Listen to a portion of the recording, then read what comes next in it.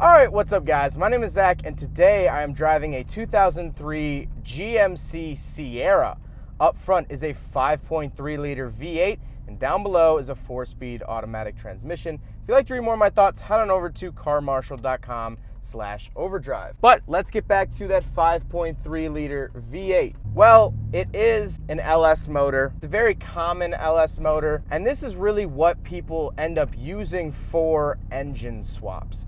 If you hear someone who has an LS swap, odds are it's a 5.3 liter from Chevy. And the easiest way to tell if someone has a truck engine or a different LS in their car is you go up to them at a car meter show and say, hey, what motor's in that car? If they say, oh, it's an LS, it's a truck motor. If they go, oh, it's an LS9 or LSA, they'll let you know. And the reason for that is, one, these are pretty powerful motors. There's tons and tons and tons of aftermarket support for them. But also, these trucks are getting old enough to the point where you'll find these in junkyards. And so getting parts for them, finding one, sourcing one is pretty cheap, and they make good horsepower. Now, this specific truck does have an intake, exhaust, and tune, as well as the transmission has a shift kit, which we'll talk about here in a second. But I really don't have any complaints over the 5.3 liter. It's a solid motor, it really is. GM used them for a very long time. And of course, they're still popular today, of course, with engine swaps and build ability and all of that stuff. So really, I like the engine. That's what I'm getting at, is I like the engine. All right, so the owner said, if you're gonna do a pull, keep it in first gear, just mash. He wasn't wrong. It sounds so good. LS engines, honestly, in my opinion, they do sound good. They're good sounding engines. And before we get away from it, I know some people might be like, oh, that's not a real LS. People debate this all the time. Is it an LS? Is it not an LS? It's a Vortec 5300. I personally think it's close enough to an LS to consider it an LS. Now, the transmission is the classic bread and butter of GM. It is a 4L60E automatic transmission. Some people call it the tissue paper. It doesn't like high horsepower, but it works. It's simple. Obviously, like I mentioned earlier, this truck has a shift kit, so obviously 4L60Es can handle something. And so moving on to the rest of the drivetrain of the Sierra, this is a 2-wheel drive version of the truck. This does not have 4-wheel drive. And interestingly enough, I normally don't talk about the suspension because I know it really depends on what road you're on and blah, blah, blah. But this truck's suspension actually has magnetic ride that you can turn on and off. It has magnetic ride suspension from 2003. That's pretty good.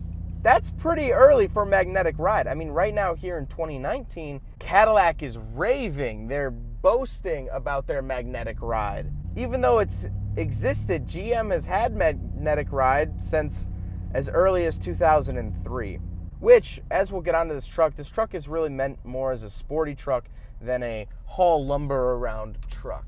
So let's talk about the interior. Well, in front of me, I have a bunch of different gauges. They have since been swapped out with white face gauges. They're normally not white. And the reason for that is, if you are going to buy a GMC Sierra or Chevy Silverado of this era, definitely be wary of the gauge cluster. These things love to break, they love to go out. And so if you are going to test drive it, just keep an eye on everything else. For instance, even though the owner Roy, which thank you Roy for letting me do this review, even though he rebuilt the gauge cluster, the voltage meter went out again. Sometimes the fuel gauge goes out. I had a friend with a 2004 Silverado, his speedometer went out. It said that we were doing 50 when we were doing 10, and then it just stopped working altogether. So definitely look out for cluster issues. But in the center, I do have a speedometer, and then on the left is my tachometer, and on the right, my battery voltage, oil pressure, fuel, and coolant. Then I do get a digital odometer, which is pretty nice. Although, like I said, with failing gauge clusters, sometimes they won't be the most accurate. But on the steering wheel, I do actually have steering wheel controls. So I have a bunch of different stuff on the steering wheel. I have seek and volume for the radio on the right, source, program, and voice commands. Voice commands for 2003. That's pretty nice. And then I have some more control buttons down below on the bottom.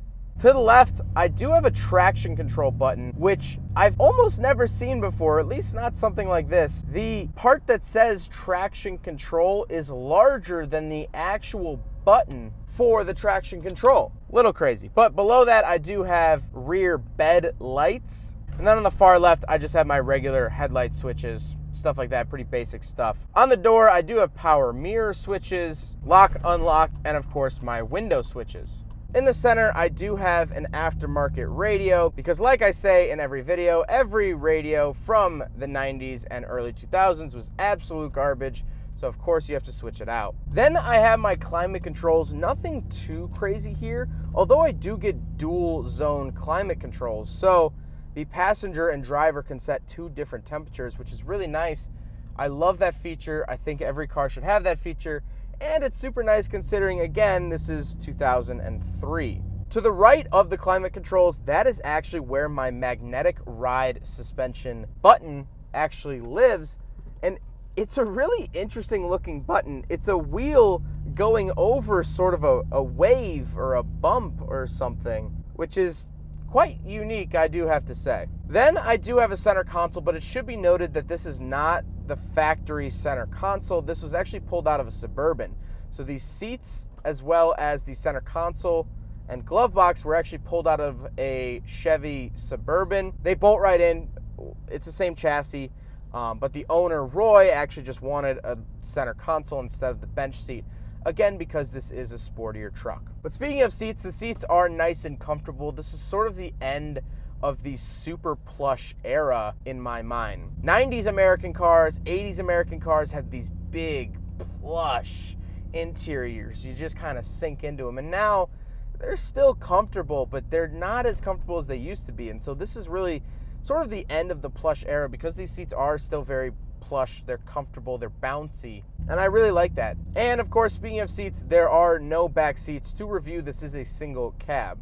But let's talk about that, so let's talk about the looks. I think this truck looks great. I really love the color. I always think that GM has always had pretty good colors, pretty good paint colors, and this was a special ordered truck. So as you'll notice, it is a step side bed. So there are steps, and that means it gets different taillights. It's a whole different bed.